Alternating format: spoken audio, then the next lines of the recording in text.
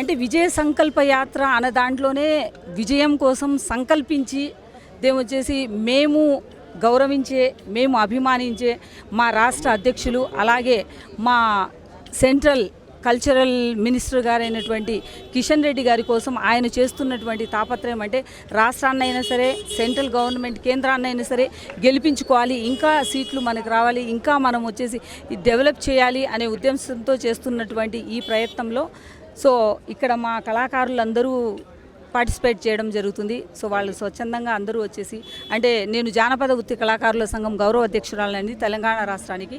So వీళ్ళందరికీ మనం చేస్తున్నటువంటి కృషి ఏంటిది, మేము చేస్తున్నటువంటి కృషి ఏంటిది, ఆయన కల్చరల్ నుంచి ఆయన చేస్తున్నటువంటి కృషి ఏంటిది అనేది మా అందరికీ తెలిసిందే. సో ఎంతో కొంత లబ్ధి పొందిన వాళ్ళలో ఉన్న వాళ్ళు ఉన్నాం కాబట్టి సో ఆయనకు లబ్ధి చేకూర్చాలి, ఆయన ఈ విజయానికి సంకల్పించుకున్నందుకు ఈ విజయం ఖచ్చితంగా ఆయన్ని వరిస్తుంది అనే దృఢ సంకల్పంతో ఈ విజయ సంకల్ప యాత్ర అనేది మొదలుపెట్టారండి. సో అది చాలా సక్సెస్ అవుతూ ఇప్పుడు రెహమత్ నగర్ అంటాను, మన సనత్ నగర్ నుంచి మళ్ళీ జూబ్లీ హిల్స్ కాన్స్టిట్యున్సీలోకి వస్తుంది. సో ఆయన్ని వెల్కమ్ చేయడానికి ఈ ప్రయత్నం వచ్చేసి ఇదంతా మేము చేయడం జరుగుతుంది. రాబోయే పార్లమెంట్ ఎలక్షన్లో తెలంగాణలో బీజేపీ ఎట్లా ఉండబోతుందండి? ఇక్కడ కాంగ్రెస్ పార్టీ కూడా అధికారంలోకి వచ్చి 2-3 నెలలు అవుతుంది. పక్కనే చూసుకుంటే కర్ణాటకలో కూడా వాళ్ళు ప్రభుత్వాన్ని ఏర్పాటు చేసిండ్రు, బీఆర్ఎస్ ఉంది. ఇక్కడ మీ పోటీ ఎవరు అనుకుంటారు, మీ ప్రత్యర్థి ఎవరు అనుకుంటారు బీజేపీ పార్టీ?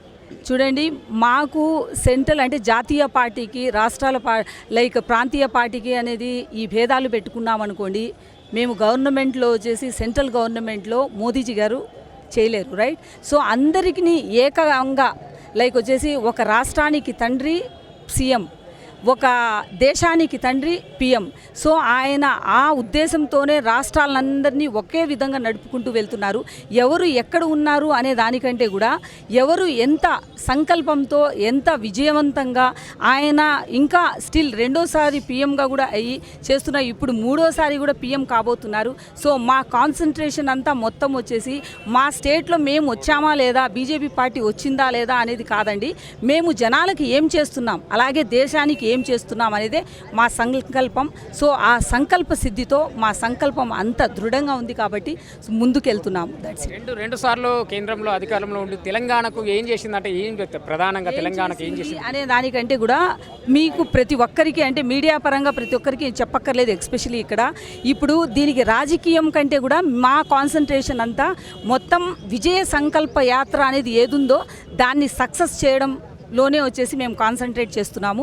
సో అప్పటి వరకు పాలిటిక్స్ గురించి కానీ లేదంటే ఇంకొక పార్టీల గురించి కానీ దానికంటే మాట్లాడే ముందు ఫస్ట్ మేము విజయ సంకల్ప యాత్రని మేము విజయవంతం చేయాలని చెప్పేసి మేము దృఢ సంకల్పం చేసుకున్నామండి. అది ఖచ్చితంగా విజయవంతం చేస్తున్నాం. మూడోసారి కూడా అధికారంలోకి వచ్చే అవకాశం ఉందా? గల్లీలో ఎవరున్నా ఢిల్లీలో మాత్రం బీజేపీ ఉండాలని చెప్పి సారీ టు డిస్టర్బ్ యూ, అవకాశం ఉందా అనే దానికంటే కూడా అయిపోతారు, అయ్యారు అని చెప్పేసి అనండి, అంతే. That's it. ఎందుకంటే మోదీజీ గారు మళ్ళీ పిఎం, మా పిఎం ఎవరు అంటే నెక్స్ట్ మోదీనే. That's it. There is no alternate. వేరే పార్టీ లేదా? కాంగ్రెస్ ని చూసుకుంటే రాష్ట్రాల వారీగా బలపడుతుంది కదా, ఇప్పుడు తెలంగాణలో, మొన్న కర్ణాటకలో బలపడుతుంది. ఇంతకు ముందు మీకేం చెప్పాను అంటే చూడండి, మేము పరిగెత్తుకుంటూ పాలు తాగాలనుకోవట్లేదండి, మేము పాకుతూ నీళ్లు తాగాలనుకుంటున్నాం. ఓకేనా? దానికి దీనికి చాలా తేడా ఉంటుంది. సో నేను ఏ పార్టీల గురించి ఎవరి గురించి మేము విమర్శించే టైం కాదు ఇది. ఎందుకంటే విజయ సంకల్ప యాత్రని సక్సెస్ చేసుకుంటూ వస్తున్నటువంటి మా ప్రెసిడెంట్ గారిని మేము ఏ రకంగా ఆహ్వానించాలి అనేది మా సంతోషం, మా సంకల్పం.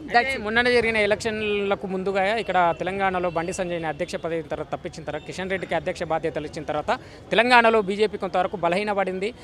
అదేవిధంగా కాంగ్రెస్కి కలిసి వచ్చి ప్రభుత్వం ఏర్పాటు చేసిందని చెప్పి మాట్లాడుతున్నారు.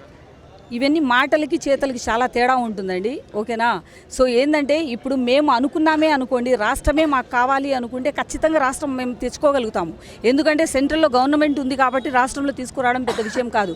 కానీ అక్కడ ఎస్పెషలీ సంజయ్ గారి వెళ్ళిన తర్వాత, కిషన్జీ వచ్చిన తర్వాత ఇలా జరిగింది అనుకోవడం అనేది అది ఉత్తమాటలే. ఎందుకంటే ఇప్పుడు మాకు కిషన్జీ వచ్చిన తర్వాత బిఫోర్ వచ్చి ఉన్న ప్రెసిడెంట్ల కంటే ఇప్పుడున్న ప్రెసిడెంట్ ఆయన చేశారు, ఒక లెవెల్లో తీసుకొచ్చారు స్టేట్ని.